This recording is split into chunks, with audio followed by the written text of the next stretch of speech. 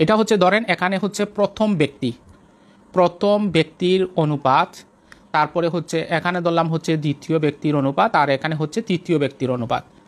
তো অনুপাতটা হচ্ছে এরকম দেওয়া, হাফ অনুপাত এখানে দেওয়া আছে 3/1 অনুপাত এখানে দেওয়া আছে 9/1। এখন বিষয়টা হচ্ছে এখানে যে জিনিসটা আমাদের এখানে বুঝতে হবে খুব ভালো করে, অনুপাতগুলাকে পূর্ণ সংখ্যায় লিখতে হয়, কথা বুঝছেন? কিন্তু এখানে আছে কিভাবে বলেন, ভগ্নাংশ আকারে। কিভাবে আছে বলেন, ভগ্নাংশ আকারে আছে, তাই না? তো অনুপাতগুলা যদি ভগ্নাংশে দেওয়া থাকে তাহলে আপনি পূর্ণ সংখ্যায় নিয়ে আসার জন্য আপনাকে যে কাজটা করতে হবে সর্বপ্রথম, এটা হচ্ছে এখানের যে হরগুলো আছে, দেখেন উপরেরটা লব নিচেরটা হর, তাহলে প্রত্যেকটার যে হর আছে হরগুলার লসাগু নিতে হবে। মনে থাকবে কি করব বলেন, হরগুলোর লসাগু, হরগুলোর লসাগু আমরা নিব, ঠিক আছে? হরগুলোর লসাগু, তা হরগুলোর যদি লসাগু আমরা নেই তাহলে হচ্ছে এখান থেকে আমরা পাবো হচ্ছে কত, 2, তারপরে হচ্ছে 3, তারপরে হচ্ছে 9, 2, 3, 9, এর লসাগু কত? জি কত হবে? 18 হবে। এটার লসাগু হবে কত? 18। এখানের যে লসাগু, হ্যাঁ 18, এই যে লসাগু যেটা আছে এই লসাগুটা আপনি কি করতে হবে, এখানে প্রত্যেকটা ভগ্নাংশের সাথে গুণ করে দিতে হবে। মনে থাকবে, প্রত্যেকটা ভগ্নাংশের সাথে আপনি গুণ করে দিতে হবে। তাহলে এখানে আছে কত, হাফ ইন্টু হচ্ছে এখানে কত হবে 18 অনুপাত এখানে 3/1 ইন্টু 18 অনুপাত 9/1 ইন্টু 18। তাহলে এখন কি করব আমরা, ক্যালকুলেশন যদি করি, এটা দিয়ে এটা কাটলে হবে 9, এটা দিয়ে যদি এটাকে কাটি তাহলে হবে 6, আর 9 দিয়ে 18কে যদি কাটি হবে 2। তাহলে এইগুলা হচ্ছে কি প্রথম ব্যক্তি, দ্বিতীয় ব্যক্তি এবং তৃতীয় ব্যক্তির অনুপাত। তাহলে তিনজন হচ্ছে আপনার কত টাকা পাবে, 5100 টাকা পাবে। তিনজনে কত পাবে, 5100 টাকা পাবে।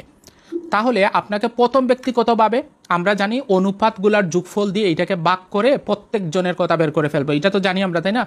তাহলে প্রথম ব্যক্তি পাবে হচ্ছে 5100 ডিভাইডেড বাই অনুপাতগুলার যদি যোগ করি তাহলে কত হয়, 15 আর 2 হচ্ছে কত, 17, তাই না?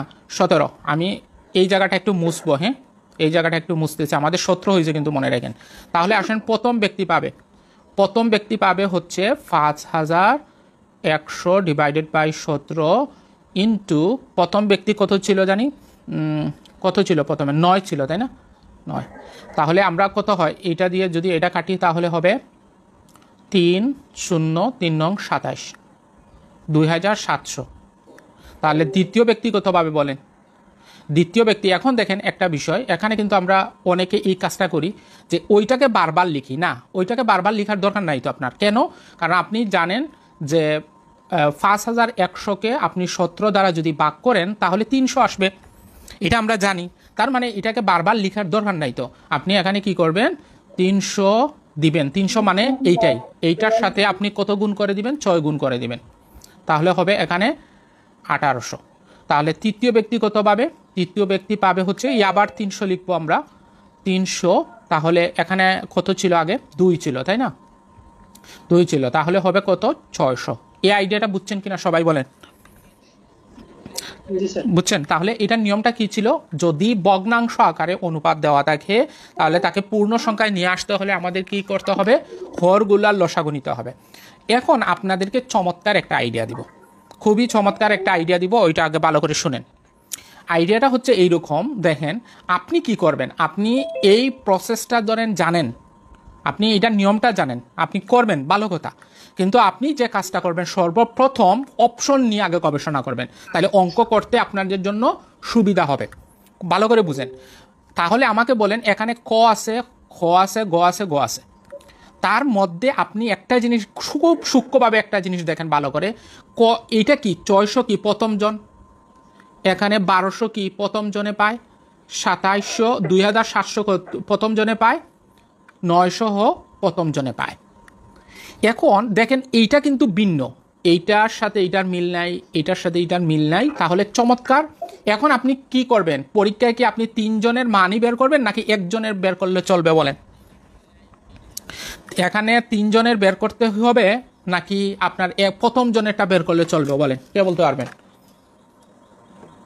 প্রথম জনেরটা বের করলে বাকি দুজনেরটা বোঝা যাবে। বোঝা যাবে, অর্থাৎ বাকি 2 জনেরটা বের করার দরকার আছে, কিন্তু একই বিষয়। আপনাকে কি করতে হবে সর্বপ্রথম, যে কত 3/2 অনুপাত 5/4 অনুপাত হচ্ছে আপনাকে 6/5 এর হরগুলার লসাগু দিয়ে এটা গুণ করতে হবে। হরগুলার লসাগু নিয়ে এটা গুণ করতে হবে। এই অঙ্কটা আপনার পারবেন নিজে নিজে বলেন? যদি পারেন তাহলে আমি অন্য মেতে যাব, এটা মানে টেকনিকটা বলে যাব। এটা টেকনিকটা হচ্ছে কীরকম দেখেন। আপনি সর্বপ্রথম কি করবেন, এখন আপনি যে প্রথম জন বের করতে হবে, দ্বিতীয় জন বের করতে হবে, তৃতীয় জন বের করতে হবে না, এতটুকু বের করার দরকার হবে না যদি আপনি একটু চালাকি করেন। এরকম আমি বলি, বলেন তো ক নম্বর অপশনে কত আছে? 200 আছে না? এটা তো প্রথম। গ নম্বর অপশনে কত আছে? 200। ঘ নম্বর অপশনেও 200। তার মানে প্রথম যিনি, প্রথম, এটা কিন্তু সব অপশনে 200 করে আছে। 3টা অপশনে অলরেডি 200 200 আছে, আছে কিনা বলেন? আগে বুঝেন কিনা দেখেন, 200 করে আছে কিনা বলেন? 200 করে আছে। তার মানে আপনি প্রথম জনের মান বের করার দরকার নাই। আপনি এখন আসেন দ্বিতীয় জনে, দেখেন দ্বিতীয় জন একটাতে 240, একটাতে 250, একটাতে 200, তারপরে হচ্ছে 220। বলেন তো এখন আপনি কোনটা বের করলে আপনার উত্তর খুব দ্রুত হয়ে যাবে? প্রথম জন নাকি দ্বিতীয় জন নাকি তৃতীয় জন?